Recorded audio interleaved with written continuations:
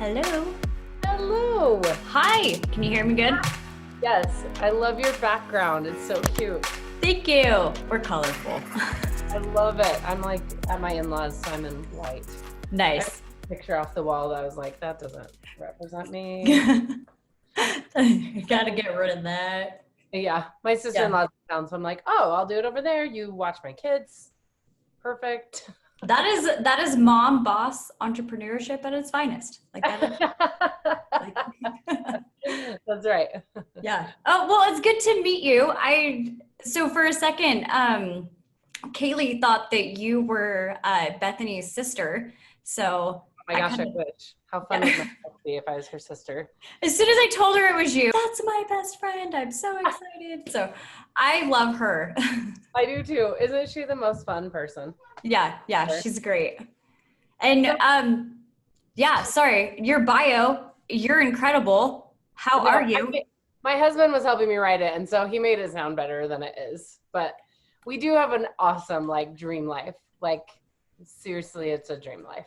I love it. I love that. But so tell me about yourself. Yeah, so yeah, I'll give you my clip notes. And so side note, so we're recording. Whew, okay, my name's Des. Good to meet you. I came from a gaming convention, and it was fun to scale. It was fun to do. I wanted to originally start a nonprofit about suicide awareness and mental health and things like that. Because to me, it's never about the money. It's about the passion. And I've climbed the call center career ladder and then went to more call centers that I believed in, and all the way to the point where I quit everything and was driving Lyft to take care of my grandma while she went through chemotherapy. Yeah, that was fun. And I mean, in my growing up, I have dysfunctional family. I was homeless by 16. It's the whole 9 yards. But I feel like that's what really kind of prepared me for what was going to happen. I went through my first year, and I don't feel like it was the best first successful year. Some people said they had a great time. And I don't know. I'm just hard on myself. So it was supposed to be more, and our special guest canceled. And it was Christy Carlson Romano. She's a voice actor for Kim Possible. And she did Broadway for a while. Yeah, she's a mama too. And so we're really excited to bring her. And then, the measles happened. Something always happens. And the measles happened, and she had a newborn. It was 4 months old, and just said, I can't risk it. And she can't get the vaccine until I believe she was 9 months old. So she decided not to go. And of course, I feel like I had bad advice from the marketing team that's like, hey, don't announce it until people are there. I was like, I'm not like that. And so I announced it 2 days before the event. And I think because we had donated a lot of tickets to come, that was really kind of my niche to get people to come, as we donated a lot of tickets. But I wouldn't go to a show where the guest I was expected to see didn't go. So we threw some cheesy version of it and got through it. And the second year was going to be our year. And we welcomed Elizabeth Smart, and we were super excited to have her. And then the pandemic hit. And then we quickly just shifted everything around to where I hosted it digitally. But being on camera is actually my biggest fear. So it's kind of ironic that it's now turned into a show. Yeah. Yeah. So one of my biggest influencers, he says, you're selfish if you know and you don't teach. He's like, there's no point in harboring all that if you're not going to give it somewhere. So I feel like I kind of took what already existed and was just kind of trying to go with what the message was, which is to support all moms, because everything is taboo. Everything is hard. Everything is extreme for moms. And my heart is heavy with all of that, especially I feel like I found myself in my son, and I'm always continuing to learn, what does being a good mom actually mean? What does being a good person actually mean? And just trying to further that. And so I got nothing to lose. It's okay at this point. It was something I trained myself to do. I don't like it. So I excuse me, I like highlighting the important things and the people who deserve to be highlighted, and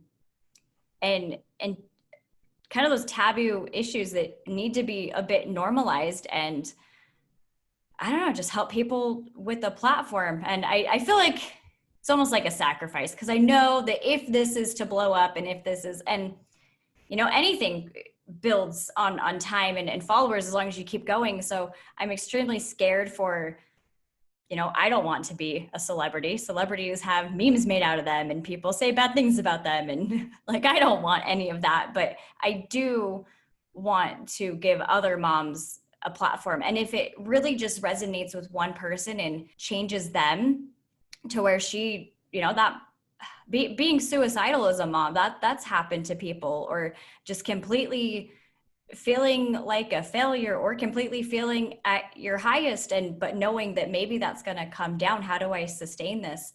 You know, I just kind of want to touch on all those things, and if it helps one person, then I did something good with my life. And it was worth it. Yeah, the whole thing was worth it. So yeah, the whole sacrifice word really comes to mind, because I don't want my face to be on 1 million followers. It gives me a lot of anxiety and I sweat about it. So I would prefer, and in fact, the first year, it's really funny. I think that's our show maybe would have gone better had I just taken the reign and been the face of the company, because I was always the guy in the back of the event. So I knew, like at the time, was big in Salt Lake. And when I started, everybody kept asking me like, well, what makes you, you know, not them? What makes you better than them? And it's like, have you talked to their vendors? It's like, the vendors don't know where the front door is. The vendors don't know where the back is. There's not a price variety in what you're able to do. It was really, really hard on just the mom and pop shop. But yeah, I wasn't the face of my company the first year. I had a friend doing it and it just wasn't the same. And she like understood the message, but she wasn't passionate about it. And you can tell. Of course. Yeah, I think we see each other a lot more clearly than we all like to believe. Yeah. You know, we all know I'm an atheist, but like that connection is there. Like we know each other somehow energetically, however that works. And so when we're not authentic, or, you know, when we're putting on an act, it's pretty obvious.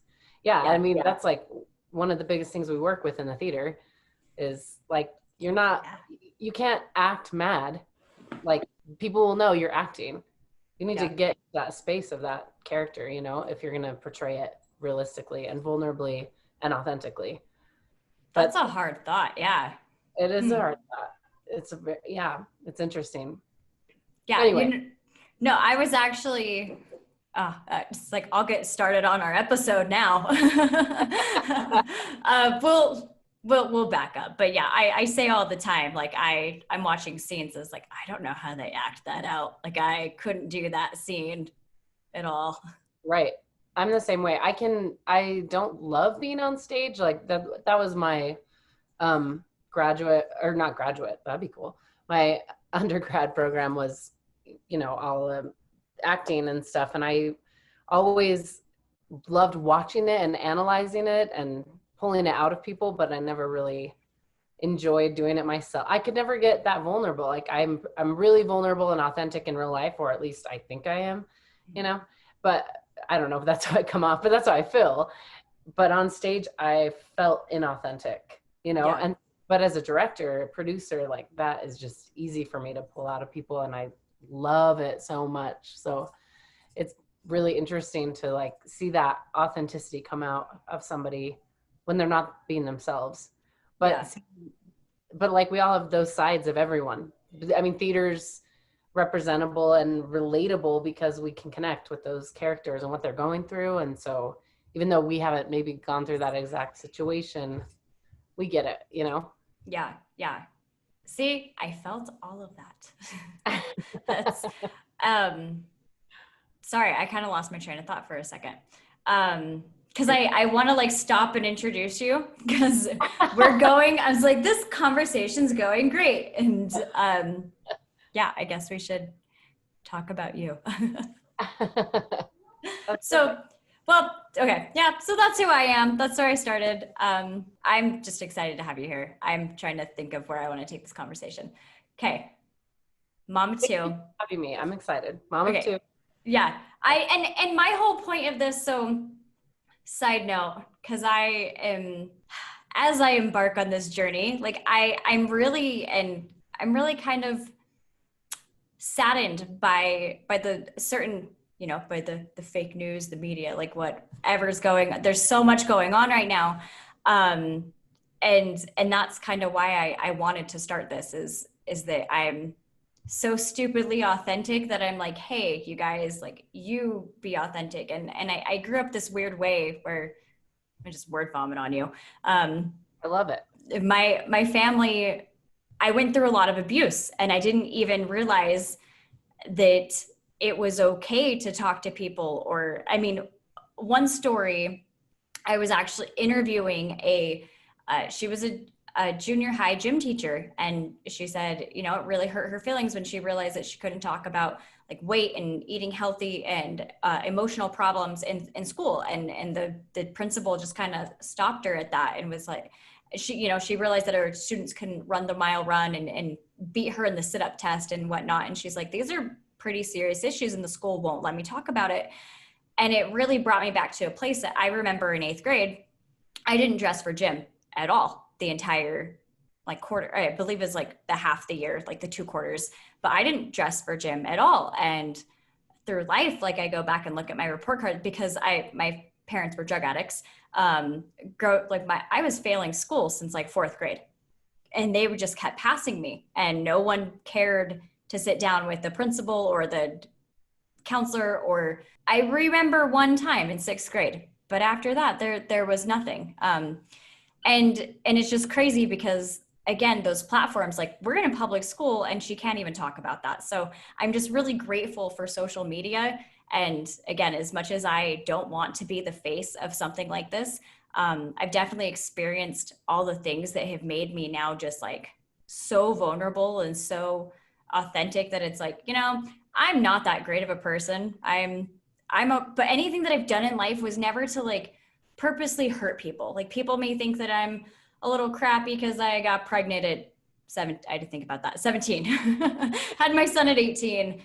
We went through poverty. We went through state assistance. We went through the program, and it's, people are going to judge no matter what. And I don't want to be the butt of that, but keep pushing, because this is what I strongly believe in. And I really want to give like this authentic platform to people. So, which is so beautiful. And I think you said something much earlier about how those things that you went through actually helped you as you're going forward. And I don't know if they craft us or we choose them. I don't know how that looks.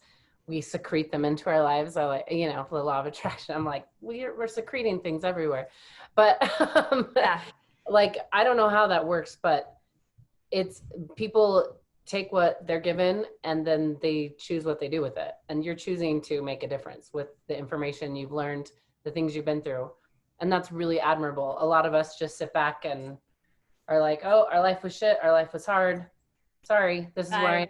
And they're still, I think, doing the best they can at that time with the information we have. And so the fact that you are able to have this platform, speak to women, speak to moms, and then are doing it in such an authentic, vulnerable way. That is, what is that word? Catching? It's, I should know the word because of the coronavirus. It's contagious. There we go. It's contagious. Because of the coronavirus.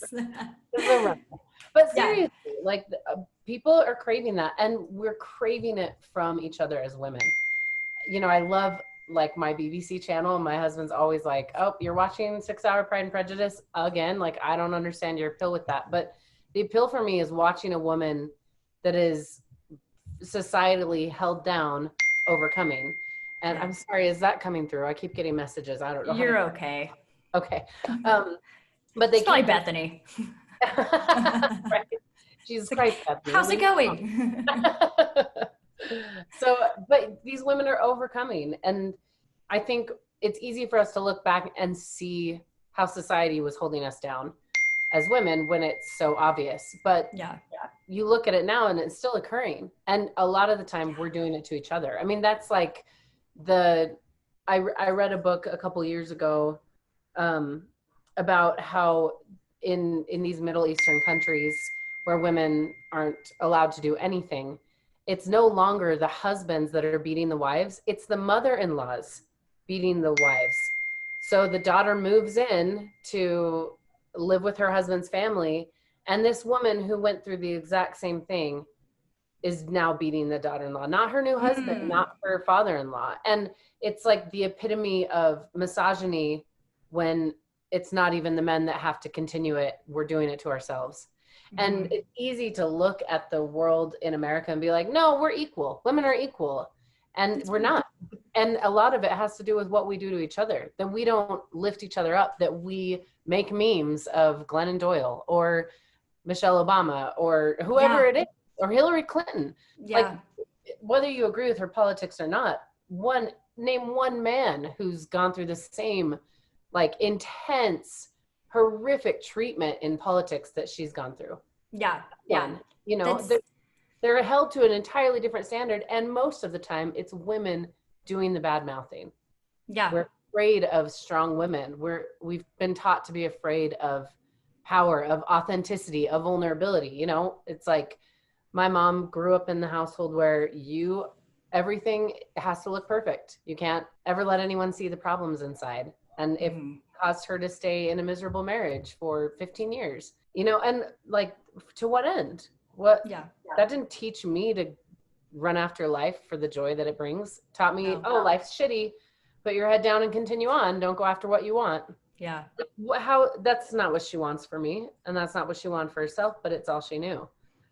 Yeah. And I seen a quote recently that said, we don't we don't raise our children to be mini us. We raise our children to prepare them for their world. And interesting. I love that. And it hit deep because and I mean, if we think about it now, because there's these cycles.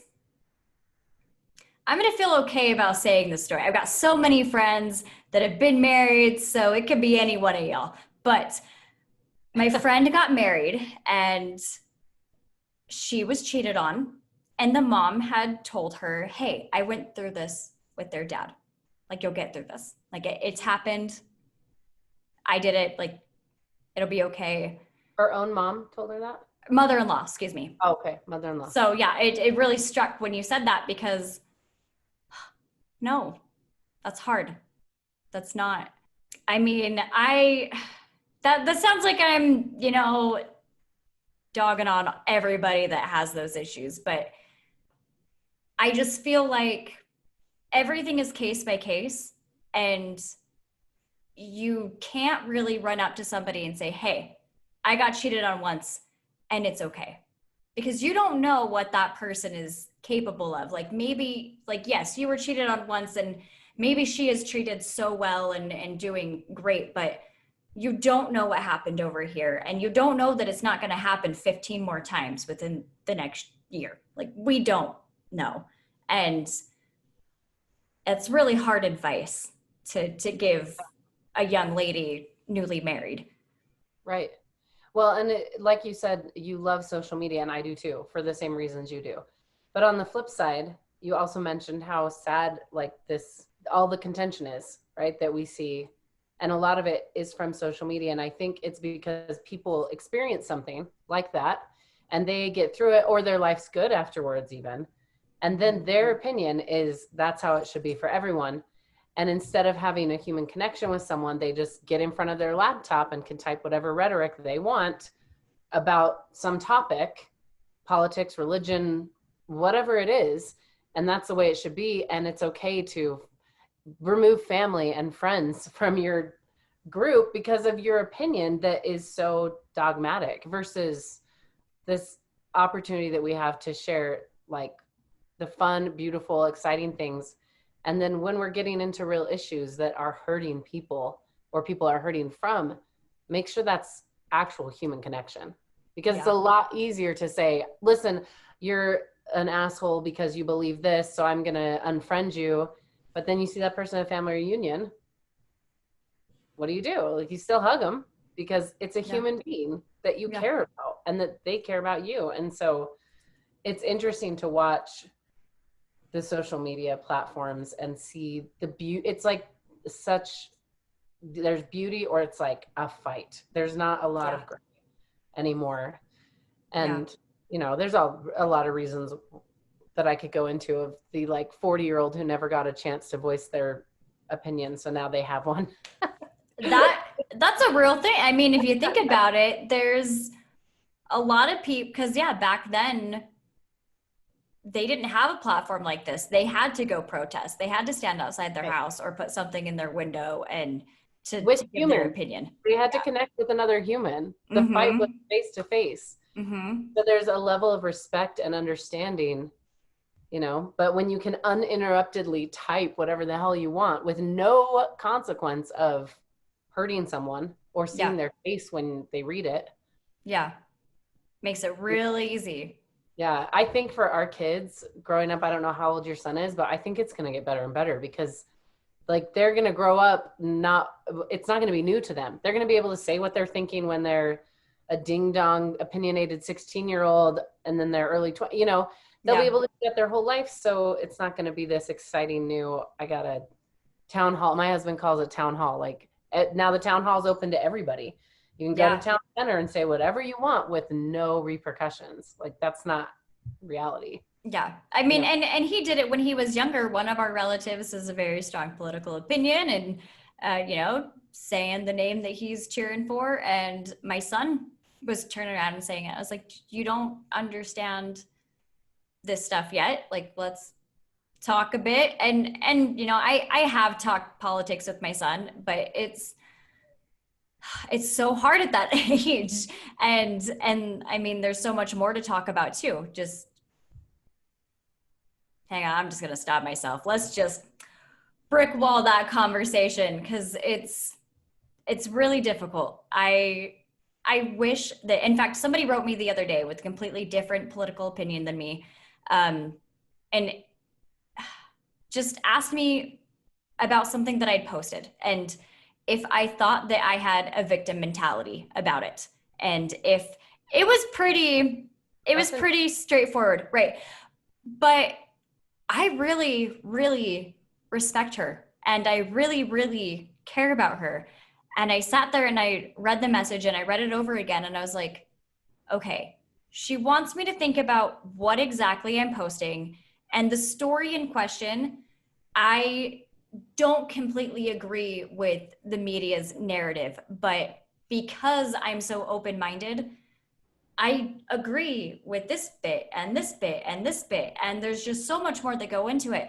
And her and I didn't leave the conversation. I felt a little uncomfortable, but we stayed there and we've been talking since. Like, it was a really good opportunity for us to just hear each other out for a second.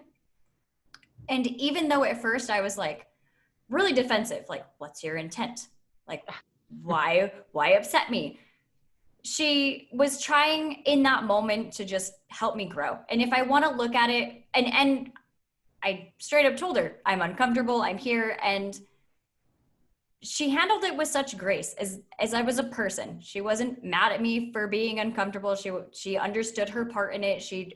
But it was like, hey, no, like, I'm just asking this. Like, I mean this all nicely. And we calmed down and it was actually a good conversation. So I'm pleasantly surprised sometimes when I have conversations, but you don't have that when you comment on something and you just say blah. Exactly. And I'm not perfect. Like, I've been there, I've done that, and it's not okay because but again, there's just so much going on right now. And so our motto, peace, love, progression. We believe that happy moms will raise happy children. And I would love for people to normalize that happy, that if you can take care of and live off of X amount a year and not $1 million a year, not, 200,000 a year, like whatever your salary is, like this can be happy and sustainable. Like we don't have to, or this is happy and sustainable, but people over here have also committed suicide, and we need to talk about like what is actually happy, and yeah, that's what we're here for. We need to introduce you, Morgan. Dang it. I love you so much already. I feel like let's pick your brain. Let's connect. I'm loving this so much. Yeah, it's really good to meet you. This is You too. This is awesome. yeah, you got this is I have not met Morgan before, if you haven't caught on. I'm super excited to have you on the show. I read your bio, and I'm actually going to kind of let you explain it, because I'm sure you have a crazy story to how this came to be. Yeah. Well, my husband loves theater and I love him. So, I mean, I have my degree in theater, but it was, to be 100% honest, I love money. My husband loves the arts, and that's what drives him. And isn't that funny? Like, it's so opposite of the typical roles that we play. But he told me he always wanted to own a theater, and this theater came available. So I was like, let's buy it. We had started another company at the time. We were both working full time.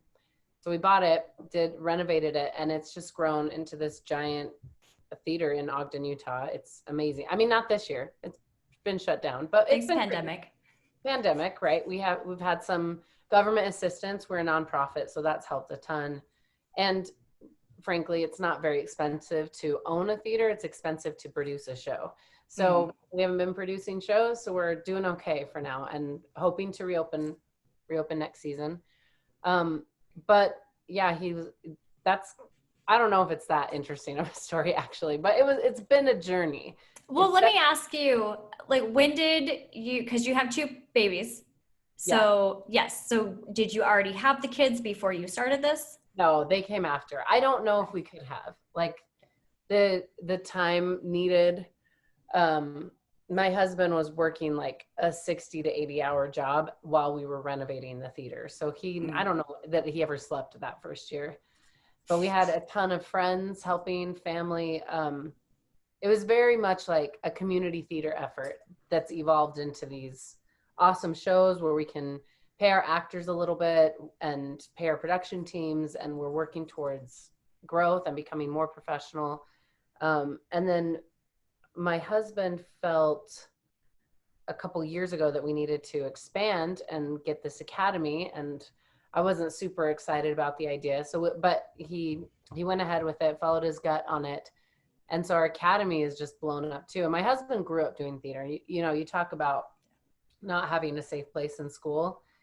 Yeah, there's not. Like, our theater community is so safe. We have all religions, all sexual preferences. We respect every gender name that you want to go by. Like, we are so, I love it too. And I love that is available for our youth in this community, in this very closed off community at times of Utah. But I love that we have a huge LDS demographic that also comes, and it's like they're all learning from each other. They're all accepting each other, because when you work on something together, there's no way you can't fall in love with each other. It just is the way. It's the magic of theater. I'm sure you experienced it even in the Comic-Con world. Like, there's a magic of everyone obsessed with some project and making it happen, right? Like, you fall in love with the weirdest people in that world when that happens. And so it's been amazing to watch these youth grow and evolve. And then we started a homeschool program like 2 years ago, I think, which was kind of out of our realm. We had a great lady who had been homeschooling her kids. Like, you have this space, it's sitting here vacant during the days when you don't have rehearsal, we should do homeschool. And we had no idea how beneficial it would be this year, but we sold our business this fall for the homeschool, which is amazing because our theater's closed. So we don't have income coming in until this homeschool program, but a lot of parents didn't want to send their kids back during the pandemic. And it's been great to provide a true STEAM education for these kids. So it's not STEM, but we add the arts in, Yeah. So and it's arts heavy. You can come one day just to the arts program. And so So is it, sorry to interrupt, I kind of want to expand on that. So is it that they're already doing their homeschool and this is like a place to come and do that? kind of. So if you think like, okay, I'm going to homeschool my kids and then maybe I want them to meet with a group once a week and get some additional education or things I don't know how to teach. Yeah. We're kind of providing that. So it's a way to socialize still. We have a choir, a theater, arts, like they can make clay models, math, science. That's awesome. Reading. It's really, really incredible. We teach clogging. It's so fun. I want to go to clogging class. Right? Me too. I need that. My legs are too thick. I need some clogging. I need a leg workout. That sounds so cool though. And like, you always hear about like kids when they get homeschooled and someone. Sorry about that. No, you're fine. I'm sorry about that. Oh, you're perfect. I like can't hear outside of, I mean, I get better audio by doing this, but I need these to do this. So yeah, it's like, I had no idea people came home. So, yeah, anyways, what was I saying? Homeschooled kids, you hear, you hear the, like, oh, how do you keep, like, they need socialization or whatever. And in fact, we actually shared, a fact that, I can't even remember where we cited it from, but it was about homeschooled kids and that they're basically just as social as kids that go to public school. And somebody, this lady went off. She was not happy with us. She gave us a very lengthy conversation as why that's not true. And I'm not buying it. I think that homeschooled kids have parents that are very active in their lives.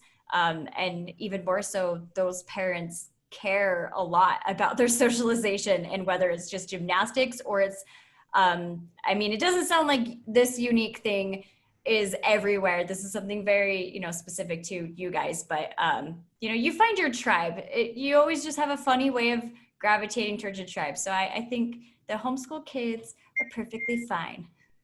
I do too. And who says that high school society is anything like real life? I left high school and I was like, oh, thank God that is not the real world, because that would have sucked. Like, I can't talk to you because you're a football player and I do choir. I met this lady. Sorry. Oh, no, you can go ahead. I met this lady. I met this young lady. I think she was about 12. And my first year of business, going to networking meetings and whatnot, she just came in here and she's homeschooled and she gave the best 30-second commercial. And I'm like, coming up after her and like, no, perfectly confident, little entrepreneur, has her stuff figured out right now and seems very confidently happy with what she's doing. I love that so much. Yeah. Oh, she's so cool. Yeah. I wish I was her. That's like when I grow up to 12, I want to be you. Yeah. Oh, I wish I was that. I mean, at 12 years old, trying to think of how cool I was. I was in Girl Scouts. Girl Scouts was pretty fun. That was all right. But yeah, that probably helped with some of the things you were going through. Yeah, and my story, my parents got divorced, and really when the divorce happened, that's kind of when I'm going to cut this part out. When the divorce happened, mom went off her rocker and so did dad. Dad, in fact, ended up panhandling and living in San Francisco until he got picked up and went to jail until I was 17. And then, it's so weird. Like, but it's funny because I think it's so one of my favorite influencers, his mom, I try to think of how old she was, 5 or 7. One of her mom died when she was 5. And then her dad went to jail for like the rest of his life when she was 7. It's like, I don't have that bad of a life. So I think that my growing up, I was very fortunate to have my siblings.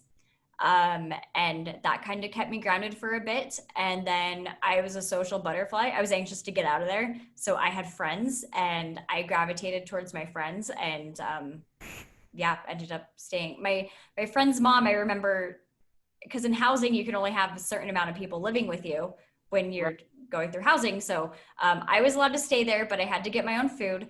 And when the housing guy came, I had to go away when they did the inspection. But because like we couldn't like make me a room, but my best friend had a queen size bed and it wasn't weird for us to sleep on a bed together. So I stayed there for a while and yeah, and then eventually got pregnant and figured out my own life. So really weird. So crazy what life throws at us and what we're capable of overcoming, especially looking back. Like, you know, you're like, I lived through that and here I am. Yeah. You know? And there's those, I don't mean to throw my family under the bus, but we're going to talk about that generation cycle that you talked about earlier. Something that I told my family that I'd be open about it. I have forgiven my mom. It's something that was really hard to overcome because again, for a while, I just told myself it wasn't as bad as some people's stories. But my mom's boyfriend had assaulted me one night and is the best way to say it. And it was right after the divorce. I feel like I'm trying to make the story better, but yeah, she wasn't seeing him long. He came over and slept on the couch, and I got up to go get a glass of water and called me over and put me on the couch. And my mom, it wasn't long, but my mom had seen it and she yelled my name. And as soon as he heard my mom's voice, he shucked me off the couch. And I don't remember, I just blocked it all out. I remember like getting the glass of water. I can like visually see the apartment and everything in my head. And I remember going back to my room and crying. But my grandma had passed away a couple days before. So this was just like the worst week of my life. And I'm just laying there, but I blocked everything else out for the most part. But like he wasn't gone. He was still there and my mom continued to date him. And so I think that's why I didn't talk about it for a long time. And my mom never came up to me after that. We never talked about the incident. And then it wasn't until in my 20s that I finally said like, hey, this happened. And she seemed to have not known about it. And it was really that for the next 10 years, because, you know, we talk about like how I'm able to help people now, but I wasn't always here. Like for a long time, I was just sad and I didn't even know what was wrong, but it was really triggering for me to be raising my own children and then be like, oh, well, what were they thinking at this age? And I would try to relate to them and be like, well, what was I thinking at that age? And I couldn't because I was going through things that kids shouldn't normally go through. Yeah. And in that same year, you know, I had seen heroin for the first time. I had no idea what that stuff looked like. And we went to go help my dad. And I just went back to our old house and everything that I had ever known or loved was just like destroyed. And you can tell there was people who were doing drugs all over the house. Like, I mean, I didn't see the people, but like what their living conditions were all over the house. And that's not something that I wanted to see at that age. And so it's been really triggering for me for a long time. And I didn't realize what it was.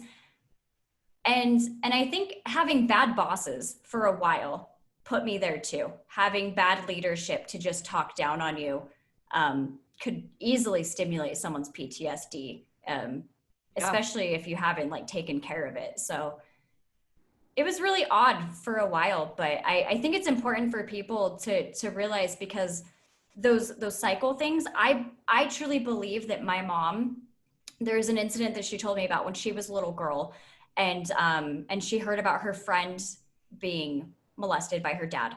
And basically she went home and she told my grandma about it. And my grandma just told my aunt and my mom, like, hey, we don't talk about that. And so I almost wonder because the boyfriend in my scenario, he didn't stay long, but I do remember him still being there.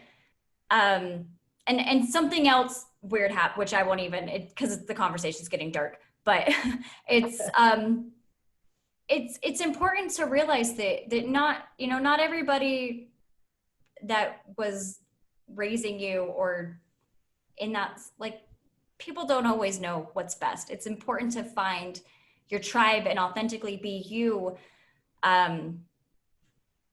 I interviewed a mom of a trans child, and that was one of her. She had to leave, you know, her community that she had known for a long time, and go towards the trans community because that's authentically who her child is. And yeah, she's found everything that they need to live that happy, fulfilled life now. And sometimes it takes years to get out of that, I guess is my point. Yeah. So Well, and they don't know what they don't know. You know, that's what your grandma obviously thought was the best. She was, you know, protecting and thinking that was the best choice. And then your mom's teaching that to you, you know.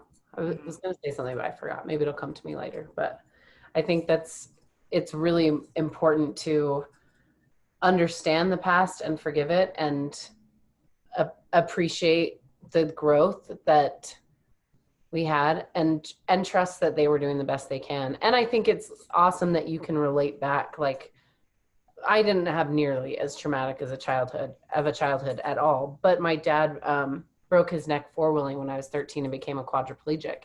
So it was a very crazy traumatic shit, you know, just a very like from 1 minute fine to the next crazy shift. And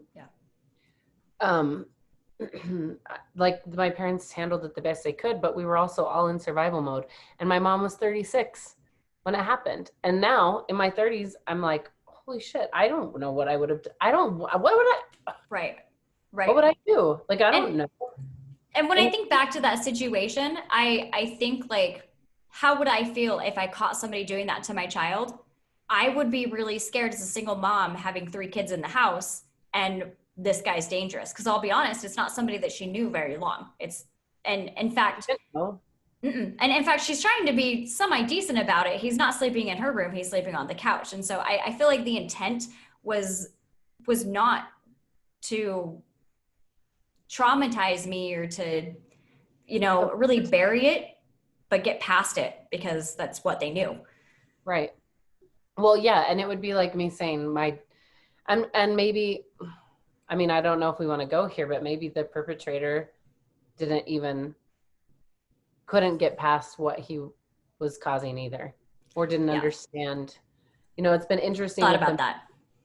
It's been interesting with the Me Too movement. I have 3 brothers, and I've talked to them about, you know, what this is like for them as men. And there's times that these men who I love now, of my brothers, are like, I'm kind of embarrassed of things I did. And I wouldn't want that. They're defensive of, you know, that I can't remember his name, but that baseball player who wasn't able to play anymore because he molested his cousin when he was a teenager. And my brother's defending him like, well, I did dumb things in high school. And for me, it's like, that's shitty and that sucks for you, but there's finally consequence. Finally women have a platform. And that's only been 3 years since the Me Too movement started. 4 years, maybe not even that long.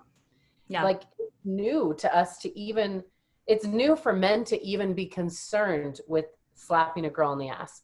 That's new. Like, or catcalling, or, you know, and so I think we're all trying to figure this out. Like, what does this actually look like? What does this mean? You know? Yeah. It's crazy. And I love, oh, sorry, go ahead. No, I keep it, you go. I'm talking too much. Well, I was just going to say, I love what you said about finding your tribe, because that's another huge benefit that I see of the social media. You know, like before that, our parents were forced to find their tribe in their family. And if they didn't fit in, SOL, like, sorry, make it work. Fit in if you want to be accepted. That's what your mom was doing. That's what your grandma was doing. Like, if they wanted to continue to have a tribe, shove any thoughts outside of what was allowed in your tribe out. Don't, you know, and suddenly our youth and us as women now are able to say, actually, that doesn't resonate for me anymore, or that doesn't work for me. I'm going to find a tribe on social media that I connect with and we can, is everything okay? Oh no. I don't know what I did. Can you hear me? Yeah, I can hear you. I can't hear you. Why can't I hear you? Hello, hello, hello. Oh my gosh. What did I do? All right. Can you hear me now? Hello. I can hear you. Okay. It's Maybe not going to sound as good. I know the speaker isn't as good. So dang it. maybe it wasn't supposed to be on the podcast. Yeah, that's not there. Yeah. Dang it. Nope. Tell me what you were saying. Oh no. I was saying the tribe thing you brought up. Yes. And how much I love that, because I think back to our parents. Did you hear all this? Did I already say that? I keep going. That's like Okay. where we got cut. Yeah. Okay, cool. So, I think of my mom. She's more outside the box in the way she thinks about the world. But because her tribe was limited to her family and friends, that was her option, to fit herself into a box, pour herself that should be spread out into an ocean, into a tiny glass, and make it fit and work. And it's only through social media that I can be in a family of, but all of my family is LDS and I adore them, but I happen to not believe in that. And instead of feeling like I have to force my beliefs that don't, coincide with that belief system into a box, they can have their tribe and I can have mine. And then we can still come together in love and acceptance, because I'm able to go and find through social media my people and do book clubs with them, or hang out with them, or drink with them on the weekends, and also come back to my beautiful family or my husband's beautiful family that we want to be around, to have different views. But our parents didn't have that. So of course, like anything that comes up that rocks that boat, they were just push it away, push it away. If you're gay, push it away. If you're trans, push it away. If you don't believe in God, push it away. If you want to start a theater, instead of, my dad was a surgeon, instead of, my parents never tried to force me to be a surgeon because I'm a woman, so that's not something they would have forced on me. But that, it's just this beautiful world that we live in, that we actually have the choice to create our own tribe. Right. And that's kind of what my vision is right now for finances, which I was kind of getting to with finances for women. A couple of years ago, I realized, we had this nonprofit, and my artistic, creative, philanthropic side, not total my philanthropic side, but a lot of my philanthropic desires are being fulfilled. But my desire to create a more abundant, financially comfortable life for my family is not being fulfilled. And that drives me. And I started doing some real estate investing, really enjoyed that, but it also wasn't very fulfilling. Mm-hmm. And recently I've started doing financial advising for women specifically. And it is the joy of all of the things I believe in have combined in this beautiful, I don't know, I love that. Yeah, it's so great. I just am so in love with everything I'm doing. I miss the theater. Yeah. And, I love getting involved when I can, as we're planning for the future. But it's been so exciting to teach women about finances and see how that opens up doors for women. I read a book, I think it was the same book I was referring to. It's called Half the Sky. But they talk about microloans that they would give to these women in impoverished countries, where women are just so low on the totem pole, equal to the dog, and they started doing microloans to women. They would make them have a business plan and have to pay it back. So empowering, but, with also so that there's responsibility attached. Right. But only to women, not to men, because they found that men in these countries where there's a lot of poverty just spend it on alcohol and then women naturally are spending it on their children's education. They're spending it on creativity, on helping their community. They're not spending it on war and alcohol and women, mm-hmm. Getting laid, but to create a better community, because that's what our natural instincts are. And and so they would see these communities just like blow up, and they'd go back and interview the men, the husbands of these women that were beating their wives, and they're just so like, see their wife as a human, as an equal. Like, she's changed our whole community. She provides for my family. I work for her now. I let her handle all the money because she handles it in a way that's abundant versus, I don't know. And as women, we see this big picture in the world. Yeah. And, you know, I always thought I'm just interested in making money, but I've realized now it's way less about the money, but it's more about the power that finances bring. And we can look directly to our president to see what the drive of money can create if it's by a man at times. And I'm not saying all men are like this. Please, men don't feel that. But think of the things that drive you as a female and as a mom. Like, those things, if you had money behind them, or you just understood how to save for your children in a way that gave them the opportunity, and you're teaching them about like how we can change the world. Mm-hmm. My best friend, she's also my cousin, but she's stopped asking her kids what they want to be when they grow up, and has started asking them, what problems do you want to fix in the world when you grow up? What do you want to change? And I'm like, oh yes, that's what I want to, right? Mm-hmm. You're so cute. I know. I'm getting that. I know, right? And like, the reality is we can make, women are so passionate, and we're so limited when we don't, when we're held down by our husband and allowed to fly, you know. And I think finances are one of the number one things that hold us down in this country and worldwide, probably, you know. Well, and I've talked to a lot of friends, women over the years, and the ones that have the husbands that fully are like, yeah, start this idea. Yeah, do this. Those are the women that are really, really happy. I don't see the women that talk about the men that don't let them do these things. Or, I mean, of course, they're not holding a gun to their head and saying, hey, you leave the house, I'm going to do this. But I mean, there's very like, oh, I wish that you would do this, or what time are you going to be home? Like, what are you wearing? Like, there's other ways to really be maliciously, you know, tying somebody down, and not actually, you know, you can maybe think that you're not, but you are. Yeah. So that's, and that's a big realization, you know, for men to come out, because again, now we have social media, now we have all these outlets.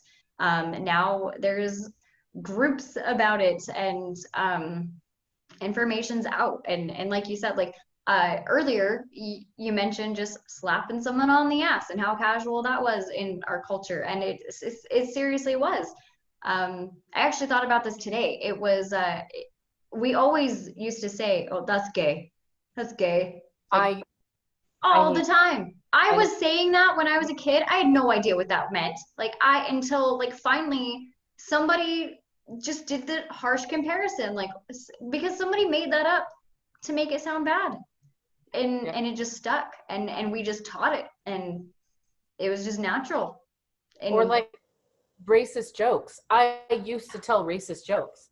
Yeah. And one of the big parts of Black Lives Matter for white allies is you need to dig down to your own racism. Yeah. And so many people are offended by that. And I'm like, you're offended by that? Why don't you be offended by someone being dead because they're Black? Like, why are you not offended by that? You're offended that you have to see if you've ever told a racist joke. That's like compassion 101. Like, right. Not walking by somebody who's hurting. Right. And, you know, have you ever read Untamed by Glennon Doyle? Is that what I need to be doing? You'll love it. It's so good. But she has a chapter on racism, and a lot of it, she talks about having to deal. It's kind of what you mentioned with your friend who like asked you to think deeply about something. Glennon Doyle was getting very passionate about the Black Lives Matter before this recent surge of it, but a couple years ago when it just started. And somebody called her out, like a person of color called her out, and instead of getting defensive, I'm sure her gut choice was to get defensive like we all do. She was like, I internalized, and I thought about the times I had been racist or said gay or any of these things that we do unknowingly, but are contributing to the mistreatment of a group of people we love that we didn't realize, we were doing. Yeah. And yeah, it's crazy to really delve into those things, and with like an open heart and an open mind and a desire to listen instead of a desire to change a mind, Right, right. And I think, and that day, because it had been so willing to listen to her, she was willing to listen to me as well, and internalize, what I meant and was trying to represent. So you both grow, you're both uplifted. Yes, yeah. And if more people could just do that, it's, set aside the ego for just a second, because it's not about what you knew. It's can you just listen to me for a second? That's really it. Yep. So, and in fact, I don't know if you've seen the interview that we did with the mom with the trans child, but I need to watch that. I've given a couple people. We're supposed to interview the little girl, and I'm super excited for that. So parents gave us permission to talk to her, and yeah, it'll be an interesting interview, because somebody had told me, that they just weren't for parents just changing their minds. I was like, I really need you to listen to the story, because there is no parent coming in here saying, oh, you like Batman? I'm going to put a purse and this and this and this, very gender assumed items in front of you, and I'm going to sway. Like, I haven't seen that in the trans community. For the most part, it's, parents aren't even really a part of it until their kids kind of subconsciously brought them there. So, yeah, I'm excited for it. I love that. And it's really born that way. Mm-hmm. Like, that is real. You can't be in the world, and like at my age, I've seen so many people I knew as children grow up, and it's like, we are born as we are, and to be celebrated instead of reprimanded, or even not even reprimanded, but worried about. I think that's a big problem too, that we, like, if my daughter comes out and I'm worried about her life, I love you, but I'm worried, that is not rejoicing in her authenticity. Mm-hmm. Like, if she came out to me, I mean, she's 5, but if she came out to me, I would rejoice in it. Like, mm-hmm. just the same way I'd rejoice if she brought home a guy, if she brought home a girl, if she was transgender, like, and I think we're slowly getting there, Yeah. But yeah. And I tell my son all the time, it's like, I'll love you and your boyfriend, just in case. I don't, and he understands it. He totally gets it. And he says he's attracted to girls, and I don't know, if one day he's like, Mom, I don't know why, but I changed, or I wasn't fully authentic with you. Like, I hope that no matter what my children go through, I hope that they just feel safe to tell me. That's really it. Because right. Like, we're always going to be, there's a quote we shared on the page the other day that I really, really loved. And it was like, of course, you're going to be somebody different at 16 and 23 and 35. Like, you're not supposed to stay the same person. And when we really think about it, like, we only have a newborn for X amount of time. We only have a toddler for X amount of time. We only have a teenager for X amount of time. And then, like, within 20 years, if you've only had one child, your life is completely changed. And so I think that we're always supposed to be evolving. And of course, people are going to have things in their past, because that's what they were at 16. Like, now they're this. Like, it doesn't even, it should never matter. As long as you're on the path of evolving, you're doing it right. Well, and it turns out representation is actually, it matters. Like, how many of our youth are seeing gay couples that are beautiful and loving and raising children and committed to each other, or not committed to, I mean, like, we aren't portraying that to our children either. We might tell them as their parents, yeah, we would accept you, but they're seeing that society doesn't yet. It's not represented in movies. It's not represented in TV. It's barely starting to. It was the same when Black Panther came out. I mean, which is a poignant week this week. Like, there wasn't representation before. If you, my husband showed me this today. It was on Reddit, and they had done, some group did a study of like the top rated IMDb movies or something to see how many characters with over 100 words were women versus men. And of course, it's like 95% are men, right? In movies, like the most famous movies. Yeah. Or can you hear me? No, I can hear you. I'm just like shocked. I'm like, wow. There's not representation. There's you don't see. So of course, a female like Hillary or Michelle Obama, they become wealthy and well-known and respected and political. And I'm sorry, there's not representation. So everyone attacks them because you're not supposed to be there. You're not supposed to be doing what you're doing. And the same is not true with men. You know, it's sad, but it's getting better, I think. Yeah, it's even, in fact, we were watching a show the other day. It was called The Babysitter's Club, and it was so adorable. Have you seen it? Watched it yet? No, but I was obsessed with those books. I read, like, I had every single one of those books. I didn't know it was a book series. I'm out of the loop. I can tell you, I haven't watched the show yet, but I can tell you like all the names of the girls and stuff and like their family backgrounds and their personalities. I was so obsessed. My parents were like, "You want Babysitters Club books again for your birthday?" Yes. And yeah, I did. Are you surprised? Right. I was Nancy Drew. I did a lot of Nancy Drew. And so when the movie came out, I was stoked. That was a good experience for me. Yeah. I don't know if they have it in the books, but in the show, there was a little boy that goes to the hospital, and the babysitter is tending to him, and he is a girl. He's trans, and the babysitter like firmly went out in the hall and was like, "All right, doctors, gotta dress him like this. Like, here's his name. Like, you're not gonna," and just kind of, it was very, very. It was first season, so you have to go and watch it. It's a really good season. Yeah. That wasn't in the books, but no. I mean, the 90s.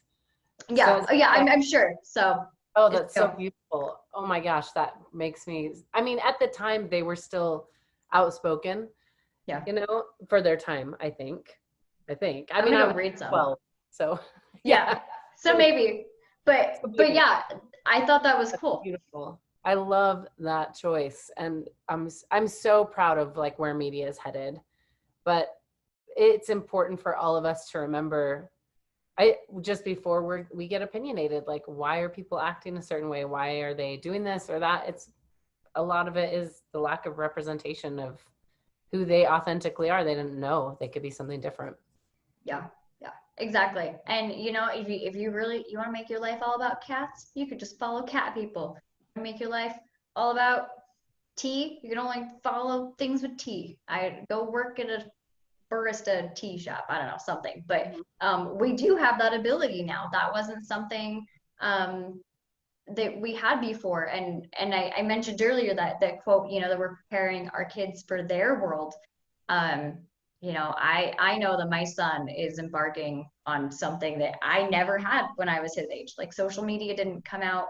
I had MySpace. I was a MySpace baby. MySpace, you had MySpace. I had the MySpace. You're so cool. Yeah. I mean, I was around when the internet all came about and whatnot. I remember floppy disks. Oh, but I was the MySpacer,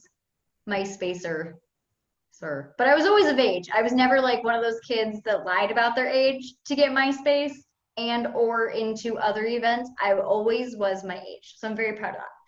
You should be. Never stuck a new bar. Most people can't see that. Yeah, no, I did good for a while, so that was good.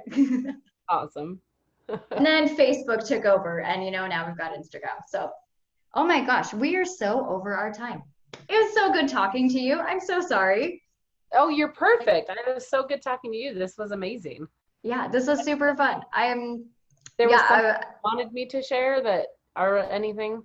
Nope, I just really wanted to hear your story. So really, we were introduced, well, side note, I don't know. We were introduced to you by Beth, and she just said that I needed to pick your brain and that you'd be a good conversation because a lot of what I'm trying, so like I said, like authentic platform, I really love Joe Rogan. So I think that he's a great platform to give people a good space. So yeah, I just kind of wanted to talk today and get to know somebody. Well, thank you so much. If anyone wants to reach out to me, I'm on Facebook. I'm really bad at Instagram. I need to be better. But I'm on Facebook occasionally. I post happy things. I Nice. try not to be political or religious. Post about my theater, post about finances. So Yeah, and well, and so you, because I think it's so important what you're doing with the financial planning for women, because that is, I mean, you're literally teaching women how to row their own boat. That is great. So yes, you see it. Yes. yeah.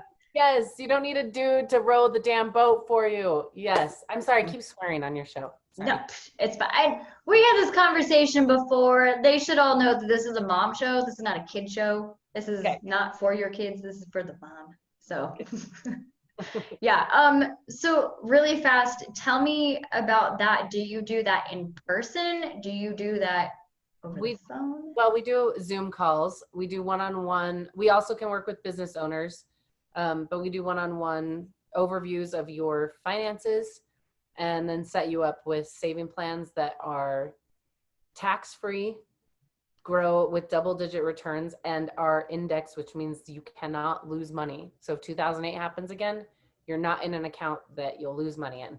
So, Nice. but, and that's not all we specialize in. I focus on all different types of money saving, but basically, you know, with what happened to my parents, with what happened to my dad had canceled his disability insurance like 6 months before he broke his neck.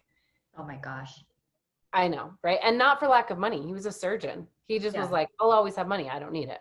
Yeah. And his break is such that he can't move his fingers. So he couldn't practice surgery anymore. He was a cornea surgeon and he couldn't do it anymore because his fingers are paralyzed. And so for me, and my parents just didn't have the education in finances that they needed to set themselves up and protect themselves against what happens to all of us. We all are either going to get sick or die at some point, and we're going to leave someone behind to deal with that. Yeah. Like my mom and us were left to deal with my dad. Yeah. And so that's what we help people do. We set up safe futures for them through savings accounts, through money management, through growing more income. If you're a single mom, especially, that's what I love to work with. And then, you know, teaching about saving for your children, saving for yourself, planning for a big retirement where the government can't get your money. So that's what I do. If anyone wants to reach out, and then also if anyone wants to contact me about the theater or the academy or homeschool, like I just love connecting with other women and men. I like men too, but I'm like connecting with women. We like men. Yeah, and I have a book club that like totally organically started because I was reading Untamed by Glennon Doyle, and I kept like posting quotes that were like blowing my mind.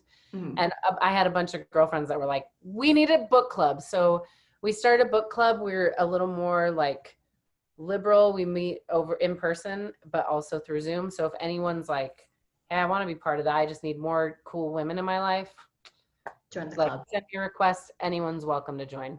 I love it. Cool. So I'm gonna get all that information from you, and we're gonna link it in below so you guys can just click on that and join and find her stuff. Super simple. But I want to just touch base on it. Is so important to get that stuff figured out. As you guys know, pandemic life. But yeah, it's important, especially the single moms, because your romantic relationships may not always work out, and you want to be rowing your own boat. So imagine marrying or dating someone because you want to. For no other reason. You don't need them. You're not expecting something from them. Or even better, imagine they're dating you because of your pocketbook and your career. You have the pick of the litter like rich men do. Come on, imagine your life without needing a man. That would boost my ego all the time. Like you want, I know you think I'm cool. Right? See, that's my Tesla. You know what? A guy did not buy it for me. I bought that shit for myself. Thank you. Dang Skippy. And we it's so important that people get on, because I feel like that is you're like we said, those are the women that are finding the men that are like, yeah, do it, get it, like go for it, because we all deserve those men in our lives. Everybody does. And they deserve us. Like, think of what we can create when when we're coming together because we're obsessed, or a partner, whatever, you know. Yeah. Sorry, I'm trying to wrap up. So no, you're good. I just want to keep you on the phone. I have it's like I have another interview okay. I'll let you go. It was so good to talk to you. Thank you. You too. You're incredible. Thank you for doing this for the world. And, you know, just keep remembering that it doesn't matter what anyone says. Like, you are doing what you're called to do, and that's the most important thing. And like, you're changing the world. Yeah. If I don't like it, hop off my show. Go away. Yeah. Like, unsubscribe. It's fine. Someone else will like it. It's not a big deal. Exactly. Cool. Well, Morgan, thank you so much. It was awesome meeting you. Guys, like I said, all of her information is linked below, and we will talk to you guys later. Thanks. Okay. Thanks, Morgan. Bye.